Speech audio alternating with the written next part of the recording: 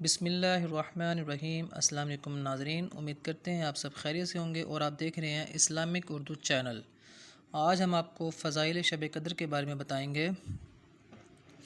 Number 1، حضرت انس رضی اللہ تعالی عنہ کہتے ہیں کہ ایک مرتبہ رمضان المبارک کا مہینہ آیا تو حضور صلی اللہ علیہ وآلہ وسلم نے فرمایا کہ تمہارے اوپر ایک مہینہ آیا ہے جس میں ایک رات ہے جو 1000 مہینوں سے افضل ہے۔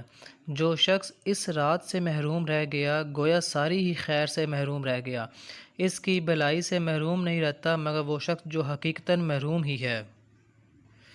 سیکنڈ حدیث، حضرت عبادہ رضی اللہ تعالی عنہ کہتے ہیں کہ نبی کریم صلی اللہ علیہ وآلہ وسلم اس لیے باہر تشریف لائے تاکہ ہمیں شب قدر کی اطلاع فرما دیں، مگر 2 مسلمانوں میں جھگڑا ہو رہا تھا۔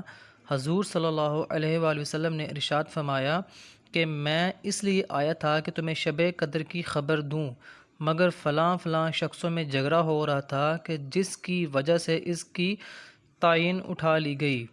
کیا بعید ہے کہ یہ اٹھا لینا اللہ کے علم میں بہتر ہو، لہٰذا اب اس رات کو 9ویں اور 7ویں اور 5ویں رات میں تلاش کرو۔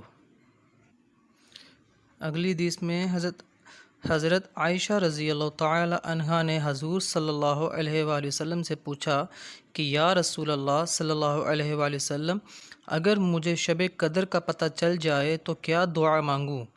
تو حضور صلی اللہ علیہ وآلہ وسلم نے یہ دعا ارشاد فرمائی، اللہم انک عفو تحب العفو فاعف عنی، اللہم انک عفو تحب العفو فاعف عنی۔ ترجمہ، اے اللہ، بے شک تو معاف کرنے والا ہے اور پسند کرتا ہے معاف کرنے کو، پس معاف فرما دے مجھ کو بھی۔ شکریہ۔ اگر آپ نے ہمارا چینل سبسکرائب نہیں کیا تو سبسکرائب کر دیں، لائک کر دیں، کمنٹ کر دیں۔ Thanks for watching.